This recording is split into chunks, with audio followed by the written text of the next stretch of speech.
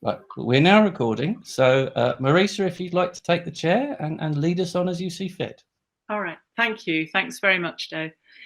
So I will speak, and then for your dessert, you will have Michel. So I will keep this brief because obviously we want to have a lot of time for questions. The word terror has become synonymous with the French Revolution. When we think of the revolution, it's perhaps inevitable that we also think of the demons that came to haunt it and to overshadow its humanitarian project, the demons of terror. Our book sets out to re-examine what this terror meant, what caused it, what constituted it, what it was not. The nature of the terror is highly problematic, and the first problem we face is the name. What should we call it? So the convention is to call it the terror with a definite article and a capital T. Sometimes the reign of terror, of which more later.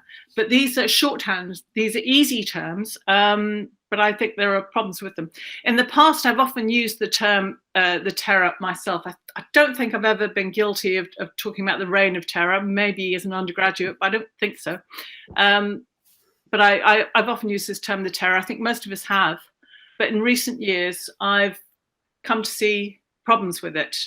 I'm not alone in that. Other historians also have been thinking on these lines. So there is a bit of a movement. It's not only Michel and myself, of course, who have been thinking that we need to reconsider what we mean by this term, the terror.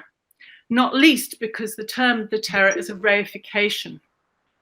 It appears to make what it designates into a unity, a single phenomenon, and the term encourages us to assume that we agree on what this unity signifies. And that's the first problem. But there are also chronological problems because the terror is often used to designate a time period as well. And but is this accurate, or is it even helpful? Can we say that everything that happened within this designated time period was the terror, and everything that happened outside that period was not the terror? You know, how helpful is that sort of chronological term? For example, just take one very obvious example, was the abolition of slavery in February 1794. Was that part of the terror because it happened during that time period? Was the continuing imprisonment and execution of deputies after the 28th of July 1794 not part of the terror because it fell after that designated chronological time? And to complicate matters further, historians don't always agree on when the time period was.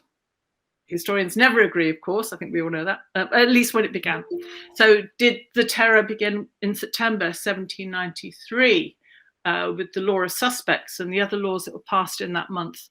Or should we date it to an earlier time, perhaps to the 19th of March 1793, when the Hors de la Loi decree was passed, and it's actually under that law that the great majority of executions under the terror took place, but it's passed at an earlier time and a time when the Montagnards are not yet dominating government, so that there are problems with that.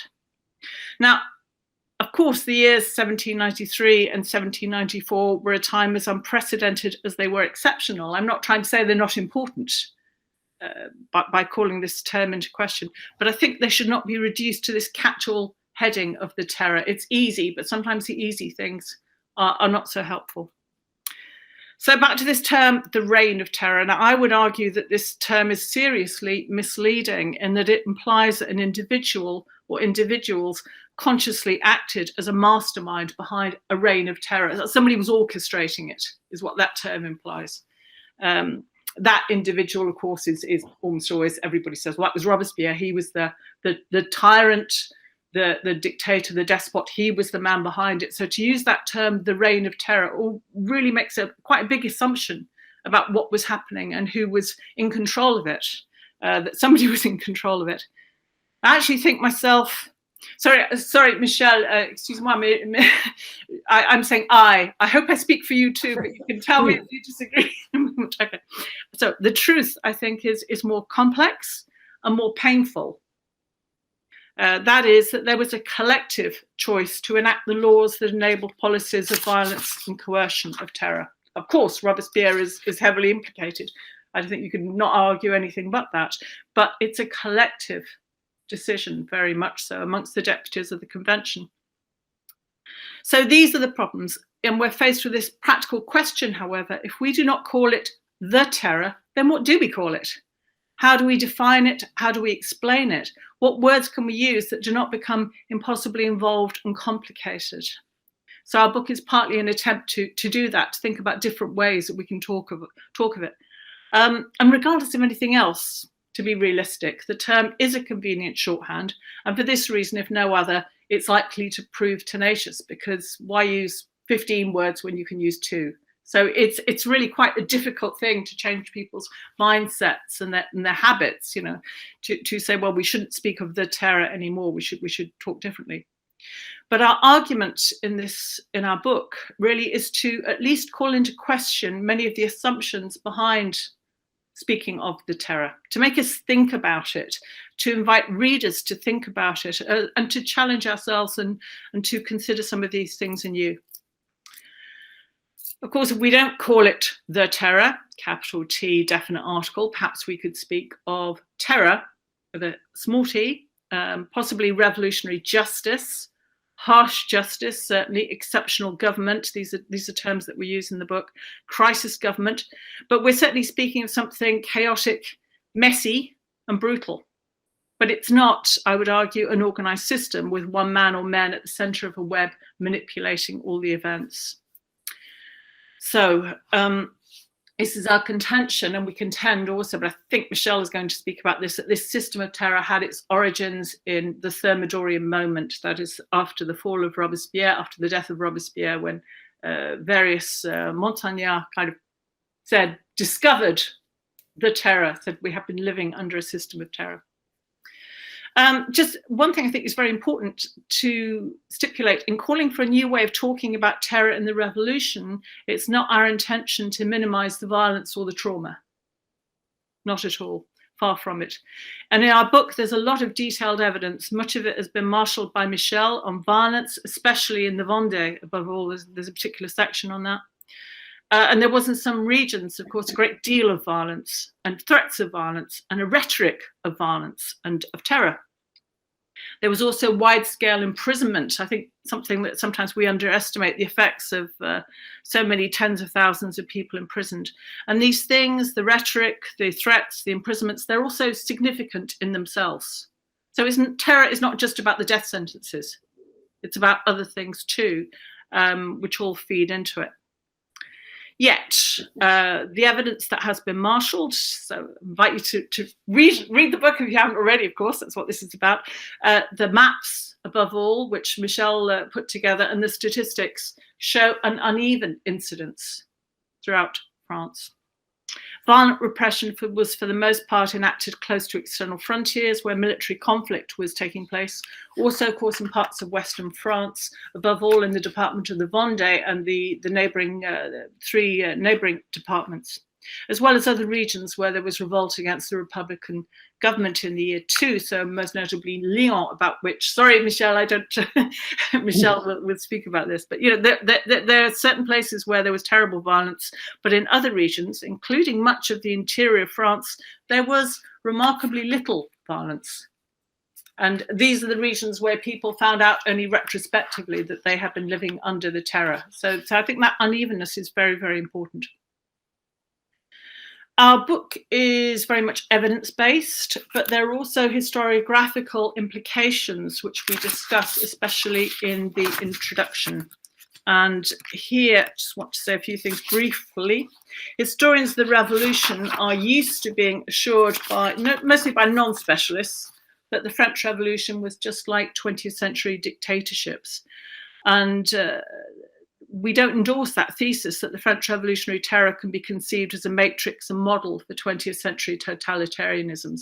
It's an old idea. It's one that keeps coming back in different forms. It's certainly not one to which I think I can speak for you there, Michel, would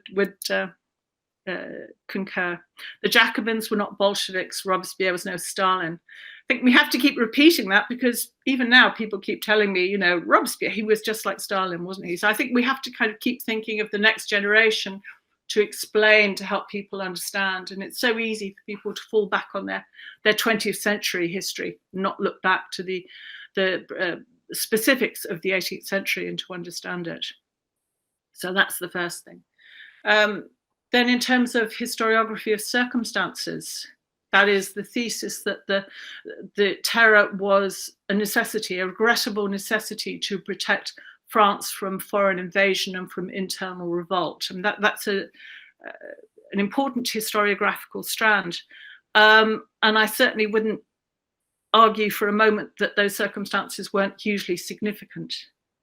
But I don't think it explains everything by any means. It is not in itself enough to explain the part played by emotions in revolutionary decision-making, nor why revolutionary leaders turned on one another with such catastrophic effects. The circumstances thesis set out to explain why the French Republic organized to repel external enemies, along with French nationals who fought against the revolution. But it doesn't explain why so many people who devoted themselves to the revolution, who were its strongest and most outspoken adherents, ended their lives by being condemned to death as conspirators and traitors. Something profoundly emotional is going on there as well. And the circumstances thesis does not explain all of that. You know, you have to take into account the importance of emotions and things like fear of conspiracy, fear of other people and not being able to know what they are really thinking. I think we can deal very briefly with the whole kind of ideologies of 1789 become the terror argument. The idea that liberty, equality and the rights of man, justice, general will or natural rights explain the terror. I don't think they do. I think they don't do much at all to help us understand why revolutionaries terrified of conspiracy turned on one another. So it's not something really for which I've ever had a great deal of time myself. We should also be aware that part of the reason, however, why our minds picture the guillotine and the revolutionary tribunal was so powerful and so indelibly redolent of terror, literally terrifying, is that French revolutionaries made it that way. And here the rhetoric is really, really important. We should understand its rhetoric, but that doesn't mean it's unimportant. If we still in the present day think of the revolution as synonymous with the theatre of the guillotine, it's the guillotine everyone thinks of. Talk about the French Revolution, they'll say guillotine back to you almost invariably, unless they're real specialists. And that imagery is due in large part to the symbolism, rhetoric and imagery deployed by the revolutionaries themselves as a deliberate strategy. They presented themselves as striking back hard at the Republic's many enemies through this spectacular form of revolutionary justice. And in this sense, I think the revolutionary terror was, as Carla Hess, for example, has argued, a weapon of the weak. Rhetoric does not necessarily lend itself to power, but it's something that is very strong in our minds, and there are reasons for that. Factional conflict and the instability of politics. These are things that feature a lot in our book, partly because I've written about it previously. Michel has done also, as has Tim Tackett. Also Meta Harder. I should mention at this point that Meta is not here today. Sends her apologies. She went off to get married. For some reason, she thought that was more important than attending a virtual seminar on people dying horribly. Anyway, good on her. Yeah. Okay, but so these things are being explored by a number of historians, including Michel and myself. This factional conflict is complicated, it's messy, it's horrible. For those very reasons, however, it needs explaining. And so much about the revolution is not logical, is not easily explained, that toxicity at the heart of politics.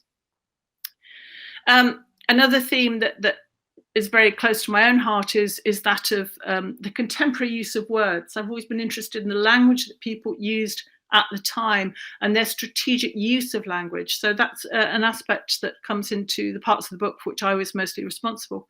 Here, I think of key concepts of political participants such as virtue, financial corruption, personal ambition, political integrity, about which Boris Johnson could say so much, very current term. In Cicero's words, salus populi suprema lex esto, yeah? The public welfare is the highest law, and that is the way they spoke. They get that from classical antiquity, but they make it very much part of how they speak and they think, and certainly it becomes a justification in their minds for terror. So the language that they use, the meaning that they have, I think is very interesting. There's also a chapter in the book that looks at the meaning of terror before the revolution. And here I used a lot such historians as George Armstrong Kelly, Annie Jourdan, and more recently Ronald Schechter, who wrote about what terror meant to the revolutionaries, what they kind of inherit of that. And they often saw terror before the revolution as a positive thing, a salutary thing which keeps people safe. And I think that changing significance of a word is in itself important. Finally, there can be few subjects in French history more polemical than the revolutionary terror. Nonetheless, we both made a conscious effort to keep the polemics out of this book. We didn't want to be refighting old battles, and also to acknowledge the perspective and contributions of other historians of the revolution. And one of the things I think is particularly significant for us is the international basis around which this book came into being. So it started life through a conference that was held in honor of Tim Tackett, the University of California, Irvine, at which I think probably some of the people here were present, looking at some of the names, and at which Michel spoke about this whole question. What is terror? Can we rethink the terror? A really interesting discussion was provoked by that, and that was the origin of this book, I think. And to say also that Tim Tackett very kindly wrote a foreword to the book. So it really is an international collaboration. In spite of Brexit, in spite of everything, we worked on this collectively, and I think that was a great thing. The book came out initially in a French language edition. That was in early 2020, just as other things were happening in the world, and we all got rather distracted. But one of the things that I'm most proud about for this English edition is that it gives English speakers a chance to become more familiar with the work of Michel Biard. Now, most of you will know his work very well, of course, already, but perhaps your students not so much. And of course, English is so de facto the language of so many people now that so many people don't have the opportunity to read French.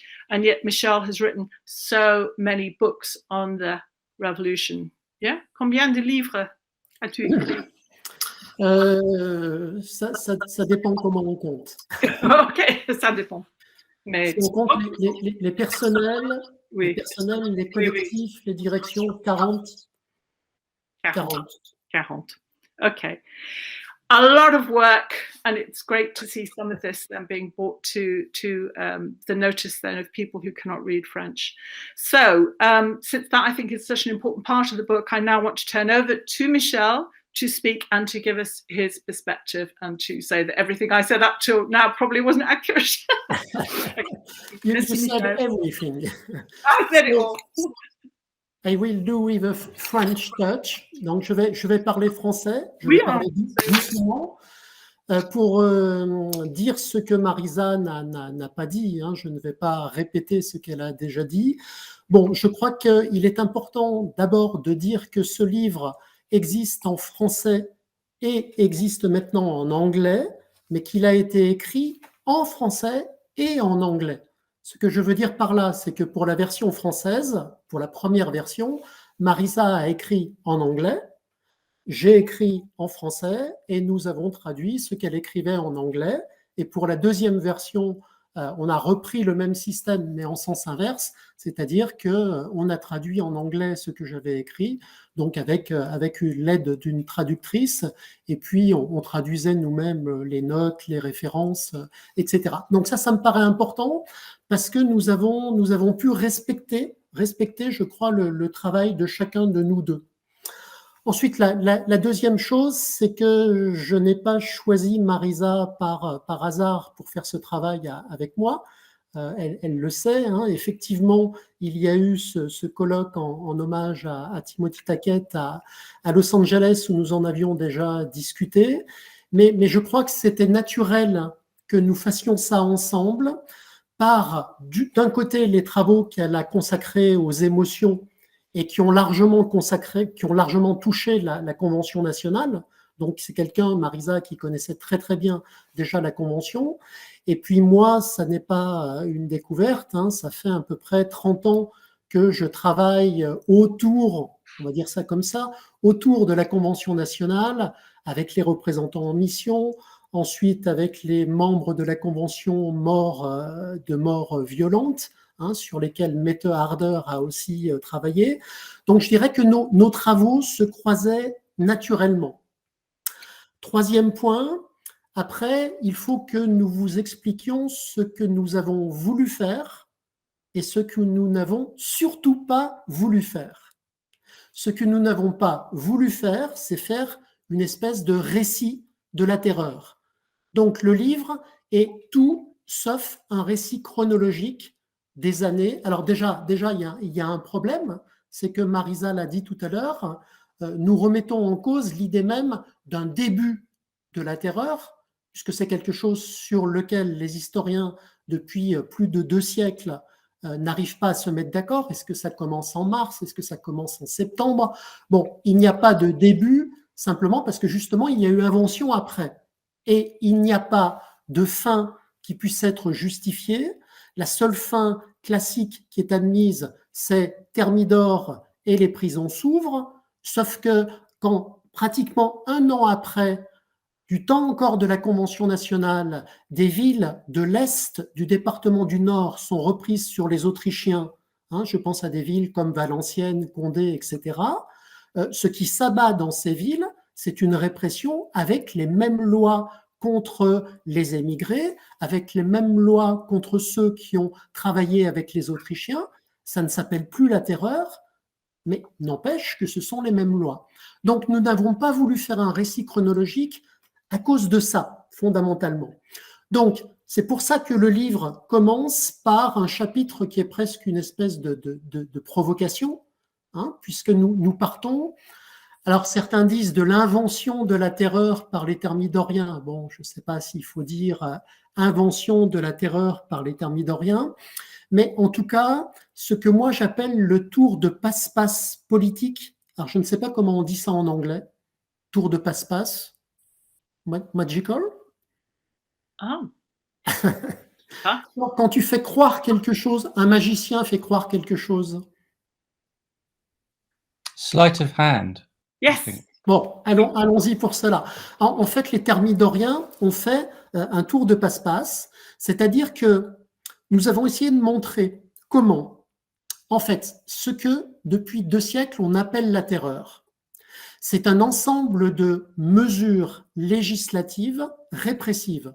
C'est un ensemble de lois répressives et qui, c'est ce que nous montrons dans le livre, au fur et à mesure que le temps passait, à partir de 93 notamment bien sûr, ce sont des mesures qui se sont radicalisées, qui se sont aggravées, et nous avons essayé notamment dans un chapitre de montrer comment l'aggravation de la répression était accompagnée d'une aggravation du contexte. Alors, ça n'était pas une volonté de notre part de remettre, de remettre sur le devant de la scène la théorie des circonstances, c'était simplement de voir que ça se faisait en même temps.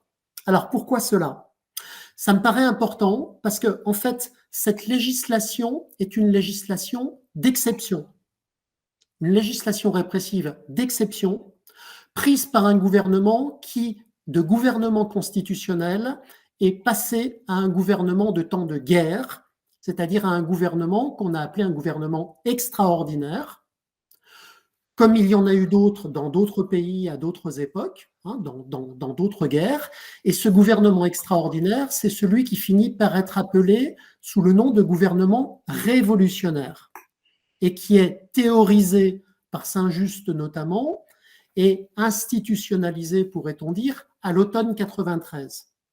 Mais en fait, ce gouvernement extraordinaire, ses premiers signes, pour ne pas dire ses premiers rouages, ils apparaissent avant. Les représentants du peuple en mission sur lesquels j'ai travaillé pendant à peu près 10 ans, ils apparaissent en mars 93 en tant qu'institution. C'est déjà une institution extraordinaire. Pourquoi extraordinaire? Parce que nulle part dans quelque constitution que ce soit, il n'est écrit que l'Assemblée a le droit d'envoyer sur le terrain, dans les départements et aux armées, des députés avec des pouvoirs de prendre des décisions. Ça n'est écrit nulle part. Donc, c'est une institution extraordinaire. Simplement, en mars 93, personne ne l'appelle institution révolutionnaire. En revanche, à partir du moment où à l'automne, on commence à mettre comme synonyme deux mots, mais qui ne deviennent qu'un seul mot, extraordinaire et révolutionnaire. Là, effectivement, les représentants en mission sont officiellement une institution révolutionnaire. Alors, pourquoi dire cela? Parce que, comment l'expliquer? Ces représentants en mission, c'est un des aspects de ce gouvernement extraordinaire. Mais absolument, comme la répression et donc la législation répressive, c'est aussi un des aspects de ce gouvernement révolutionnaire. Et absolument de la même façon que ce gouvernement révolutionnaire, pour que les armées puissent faire face, pour qu'il n'y ait pas de révolte lorsque les citoyens devenaient des soldats et étaient envoyés au front, a mis en place toute une législation de secours destinée aux familles des volontaires, toute une législation de secours destinée aux veuves et aux orphelins, pour que justement le système fonctionne. Je ne sais pas si je me fais comprendre en le disant comme ça. Ça va? Bon, et ça, c'est un ensemble.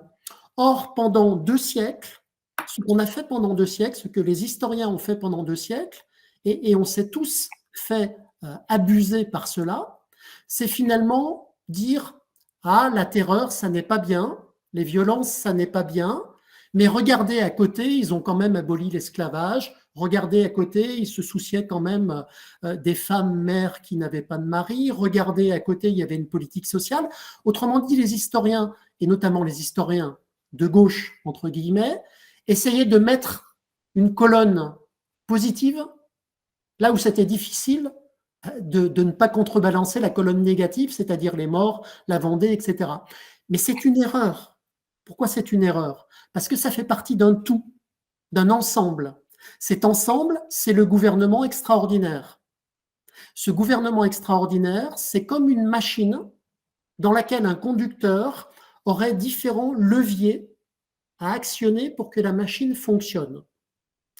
Il y avait un levier répression, il y avait un levier aide sociale, il y avait un levier représentant en mission, il y avait un levier s'occuper des armées, nourrir les armées, réquisitionner, etc., etc., etc.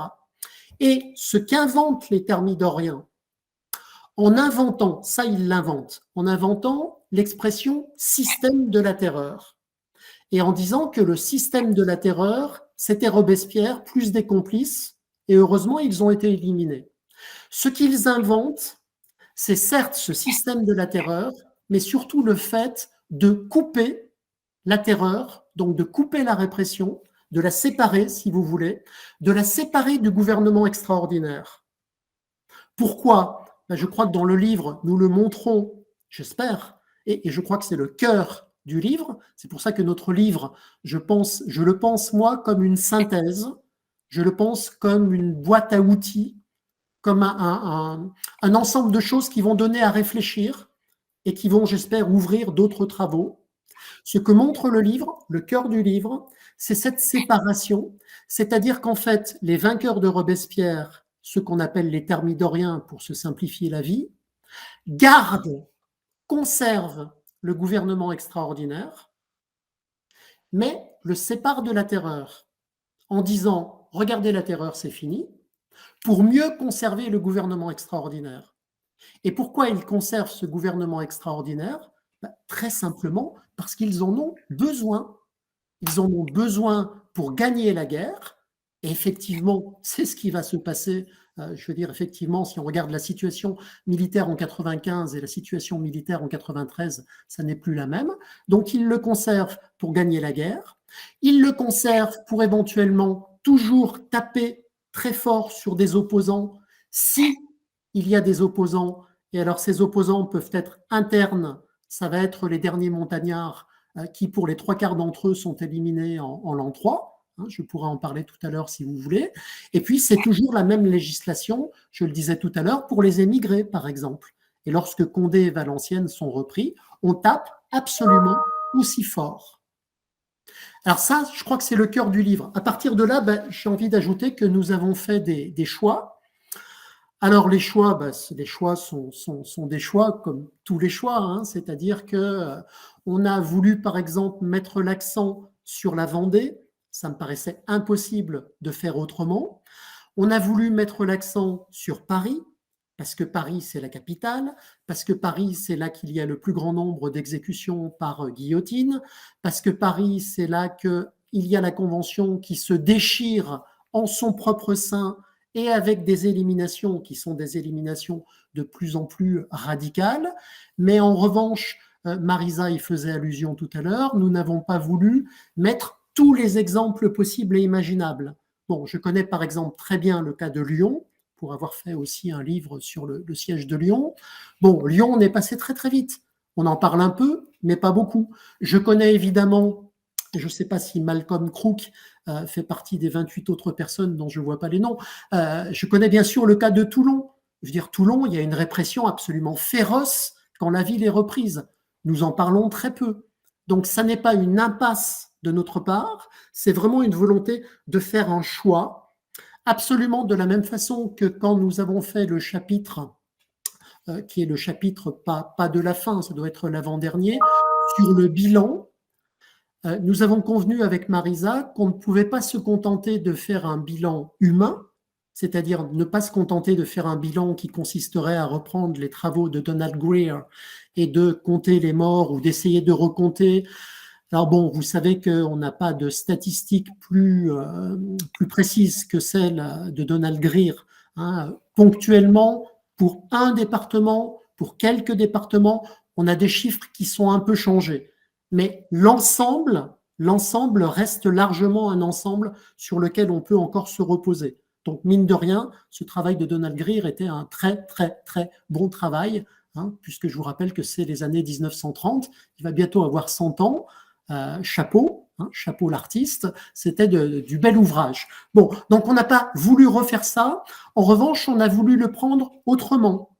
Et alors ceux et celles d'entre vous qui ont déjà vu le livre, que ce soit dans la version française ou dans la version anglaise, puisque les cartes sont les mêmes, une carte ne parle pas français, une carte ne parle pas italien ou anglais, les cartes sont des cartes qui pour certaines sont très neuves et qui sont, je crois, très évocatrices.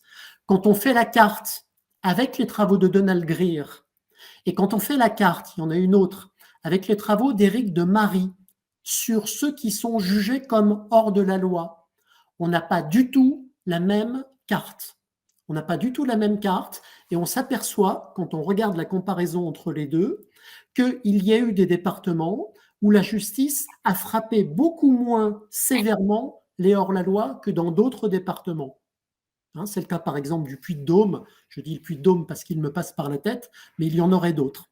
De la même façon, nous avons fait aussi une carte, nous avons essayé de faire une carte des commissions révolutionnaires, dites également commissions de justice populaire.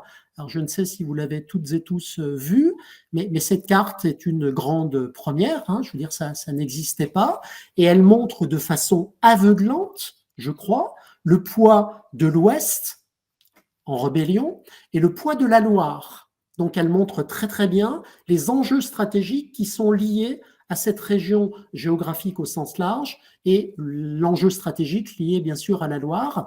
Et puis bon, mais là je ne vais pas insister, il y a toutes les cartes que j'ai proposées aussi sur les représentants en mission, notamment celle qui était une première aussi avec les représentants aux armées, où on voit très bien en fonction des moments chronologiques que l'on prend, que ce soit 93 ou que ce soit 94, on voit très bien l'évolution des situations.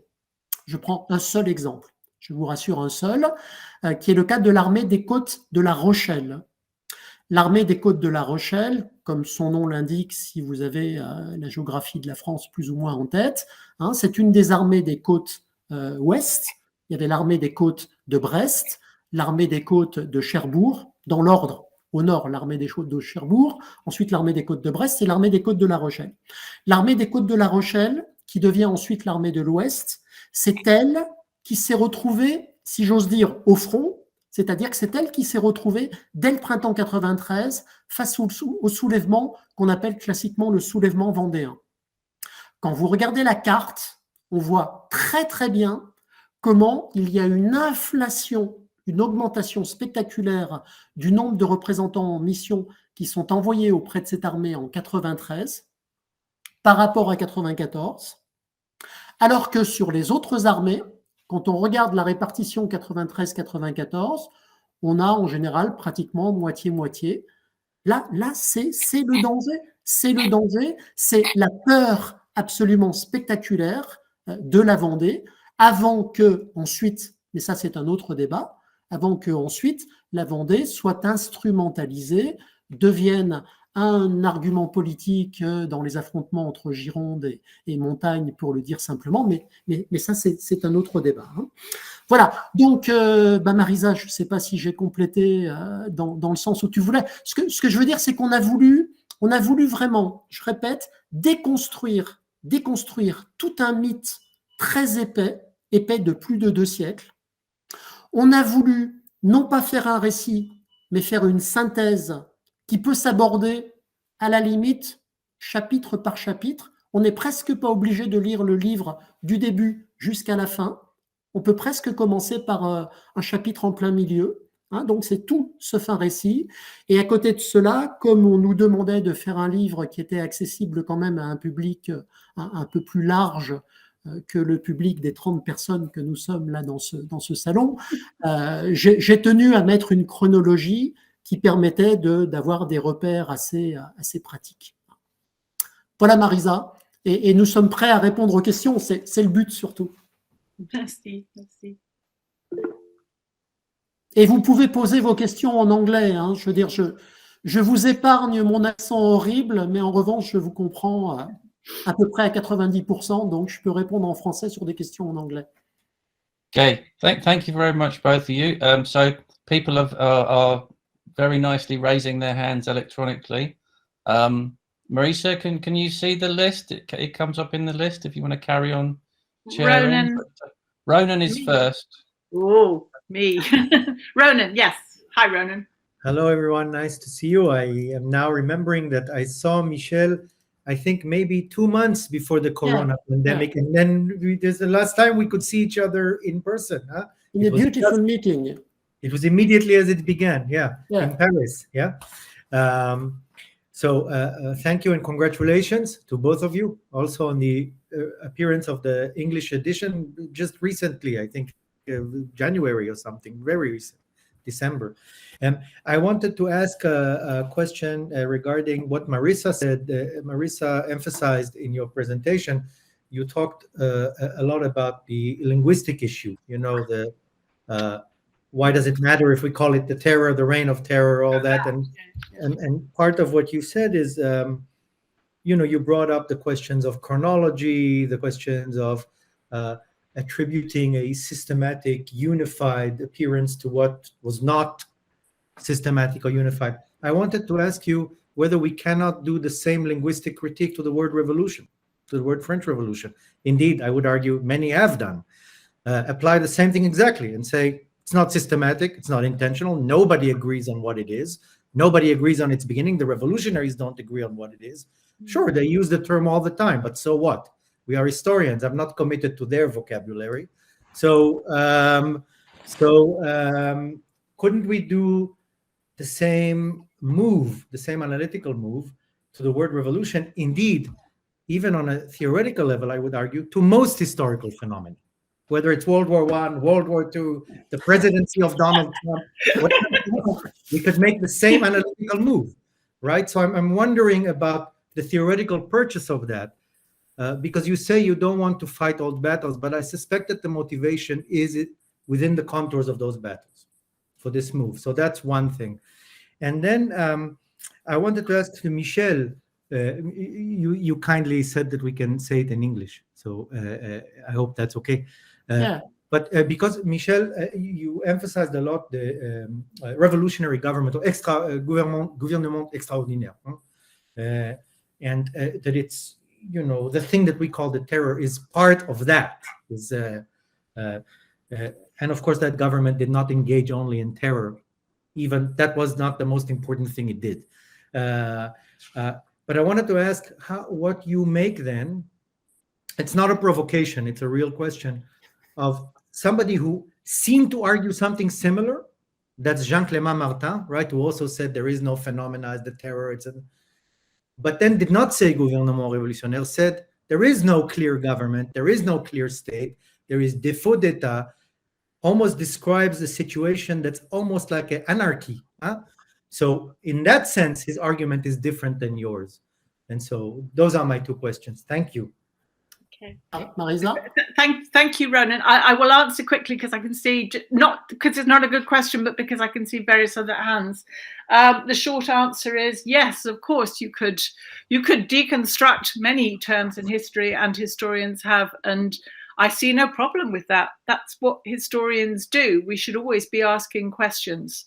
If we're not asking questions, then what are we for? We're just antiquarians.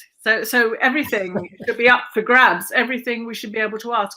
I do think terror is particularly, because it's so polemical, because it means so much to people now. I mean, I didn't want to get into the whole kind of what people mean by terror now, terrorism, terrorist.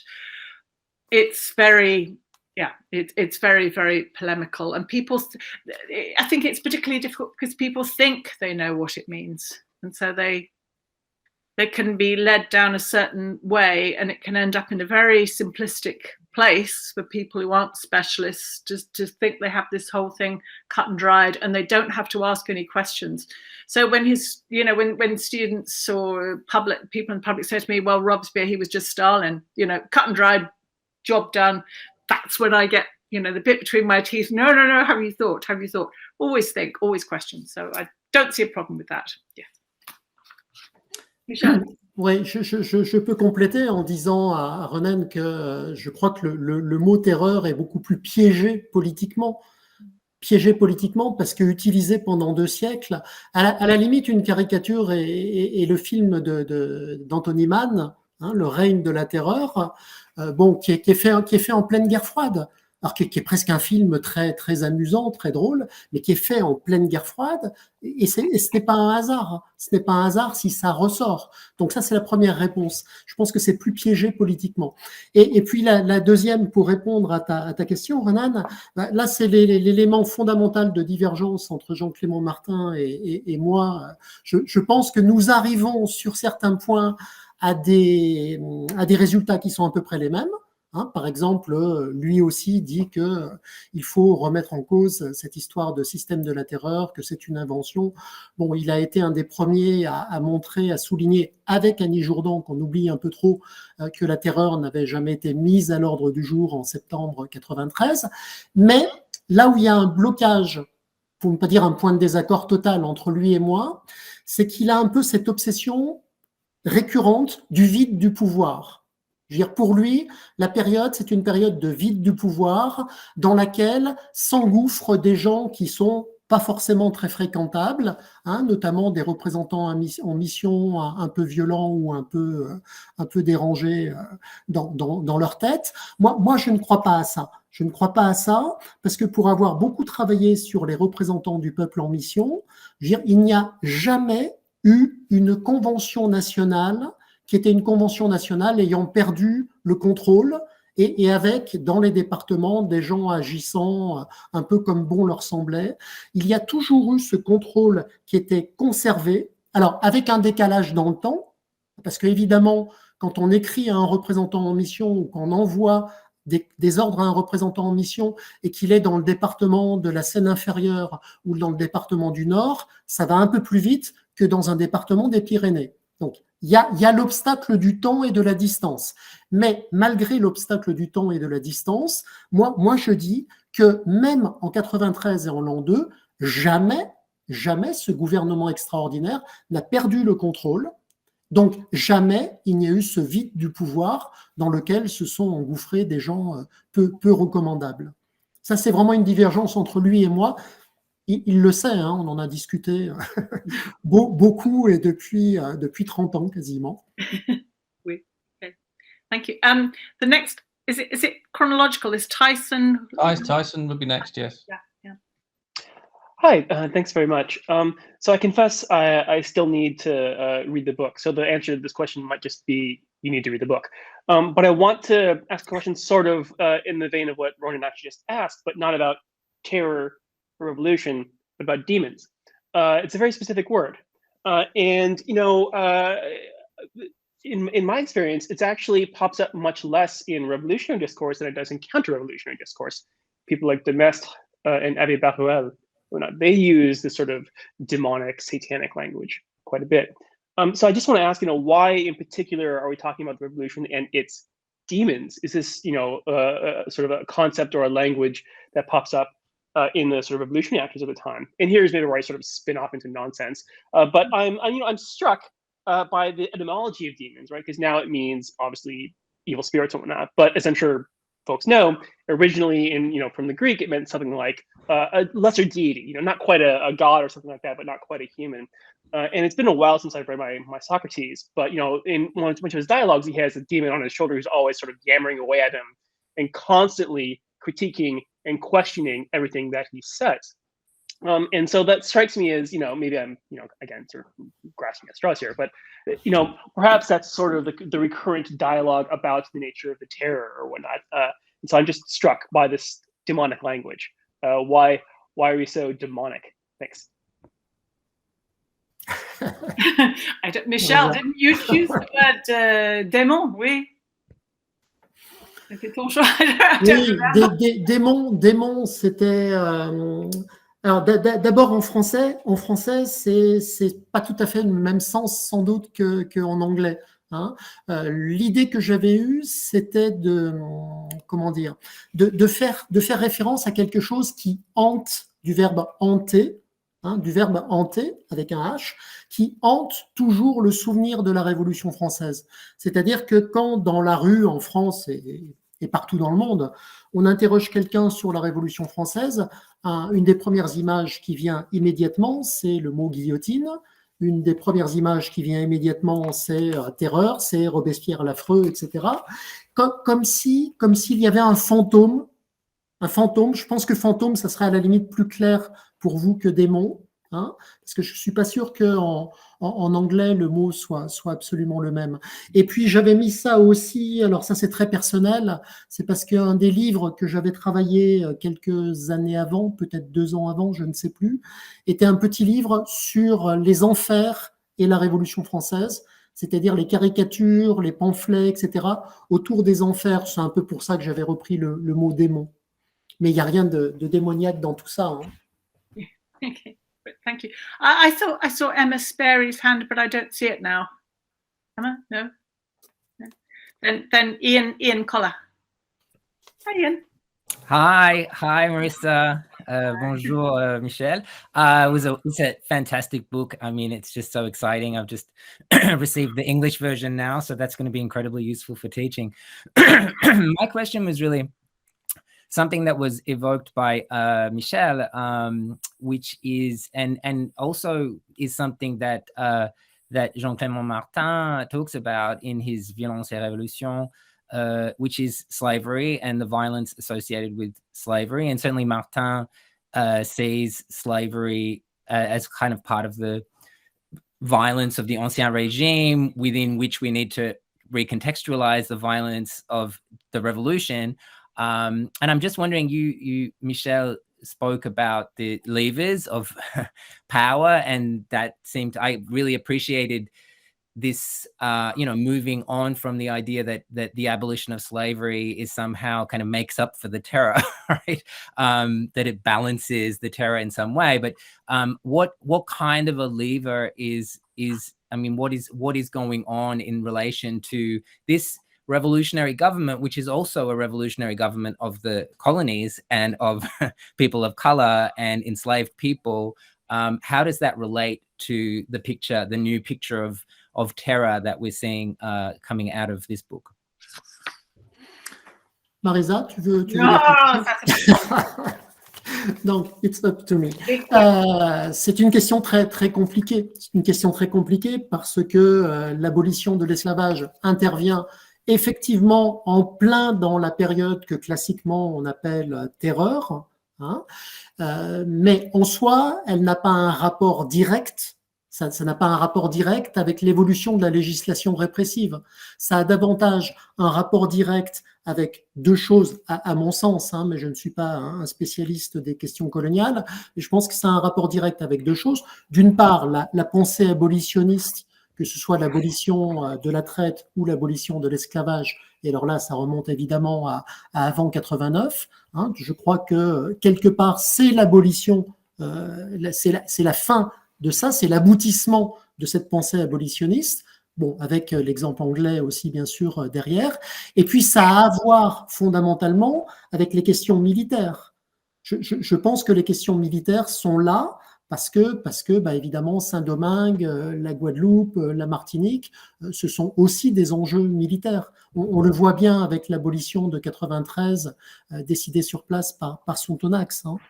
Donc voilà, pour moi, ça n'a pas un lien direct avec la terreur au sens où je l'entends, c'est-à-dire au sens où je l'entends sous la forme d'une législation répressive contre les opposants. Parce que si je devais donner finalement une définition simple, la définition la plus simple au monde possible et imaginable, si on me demandait un enfant, par exemple, qu'est-ce que c'était la terreur? Moi, je répondrais, c'était un ensemble de lois, donc de législation répressive contre des opposants à un moment où le débat n'était plus possible, pour des tas de raisons que je ne vais pas expliquer ici.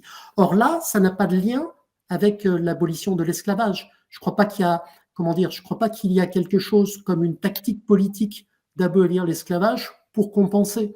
En revanche, les historiens, eux, et notamment les historiens de gauche en France, lorsqu'il s'agissait de faire comme deux colonnes, comme je disais tout à l'heure, hein, c'est-à-dire de trouver à tout prix à remplir une colonne de positifs, parce qu'on n'arrivait pas à justifier les meurtres, on n'arrivait pas à justifier les exécutions, on n'arrivait pas on n'arrivait pas à faire quelque chose qui pourrait les faire passer, quoi. Et donc, bah, toute la génération Mathieu, Lefebvre, Soboul, évidemment, a beaucoup insisté là-dessus pour contrebalancer. Je ne sais pas si tu me comprends là, hein, mais pour moi, si on s'en tient à la définition la plus stricte de la terreur, c'est une législation répressive, ça c'est autre chose. Tu vois, les colonies. En revanche, je reviens en arrière et je vais répondre cette fois-ci indirectement à Renan. Si on part du principe que c'est une législation répressive, on s'aperçoit qu'en l'an 3, on en avait parlé au colloque où lui et moi nous étions, hein, à propos des derniers montagnards, on s'aperçoit en l'an 3 que quand il s'agit de fermer la bouche à des opposants politiques au sein de la Convention, ou bien quand il s'agit de réprimer des émigrés dans une ville qu'on a reprise, Condé, Valenciennes, que je citais tout à l'heure, la répression est absolument la même. Alors, on pourrait dire politiquement, en l'an 3, on n'égorge pas beaucoup de derniers montagnards, alors qu'on a égorgé beaucoup de Girondins en 93. Et donc, on ne peut pas mettre ça sur le même plan. Je suis entièrement d'accord, et je suis justement en train de travailler là-dessus en ce moment. Mais n'empêche que trois quarts de ceux qu'on appelle les derniers montagnards sont à un moment ou à un autre arrêtés. Donc, ça veut bien dire que le débat n'est plus possible, même si on ne leur coupe pas la tête. Et on invente surtout, au moment où la Convention se sépare pour laisser la place au directoire, on invente là quelque chose de complètement nouveau et que même les méchants terroristes, entre guillemets, n'avaient pas utilisé. On invente la mort politique. C'est-à-dire que quand la Convention se sépare et qu'elle dit que les 2/3, le fameux décret des 2/3, hein, les 2/3 des futurs députés dans les 2 chambres du directoire seront obligatoirement élus parmi les anciens conventionnels, il y a aussi un petit morceau du décret qui est beaucoup plus discret, qui rend inéligibles tous ceux qui sont frappés par un décret d'arrestation ou d'accusation. C'est-à-dire, en gros, tous les derniers montagnards qui ne peuvent pas non pas se représenter puisqu'il n'y a pas de candidature, mais qui ne peuvent pas être réélus et qui sont éliminés de la vie politique. Alors, être éliminé de la vie politique, c'est beaucoup moins douloureux que de perdre la tête sous la guillotine. Je suis bien d'accord, hein, ça va de soi, mais n'empêche que c'est une mort. Mais bon, j'ai dérivé de la question sur l'esclavage. Mais je répète que l'esclavage, à mon avis, L'abolition de l'esclavage, à mon sens, ne peut pas être liée à la terreur et à la conception de la terreur, sauf si on part du principe que la terreur est une période, auquel cas, évidemment, c'est dans la période en question. Mais je répète, et c'est ce que nous montrons avec Marisa dans le livre, que je crois vraiment qu'il faut insister là-dessus. La terreur, qu'on la mette avec un T majuscule, un T minuscule, des guillemets ou pas, ça je ne sais pas si on arrivera à changer les choses, mais en tout cas, si on pouvait au moins changer quelque chose, la terreur, ça ne peut plus être considéré comme une période. Si on veut parler d'une période, il faut dire la période du gouvernement révolutionnaire. Ou, encore mieux, la période du gouvernement extraordinaire, puisqu'il existe avant qu'on l'appelle comme ça. And with that definitive statement, I think we'll have to draw things to a close. Many of the audience, I'm sure, have other obligations at the top of the hour, and I am one of those people. So I do have to round things up here. Thank you very much, everyone, for being here and conducting such an interesting discussion. Thank you particularly to Marisa and Michel for making themselves available and talking so interestingly about their book and the question of what to call the terror. We'll doubtless continue to exercise seminars and discussions for many years to come to our mutual profit.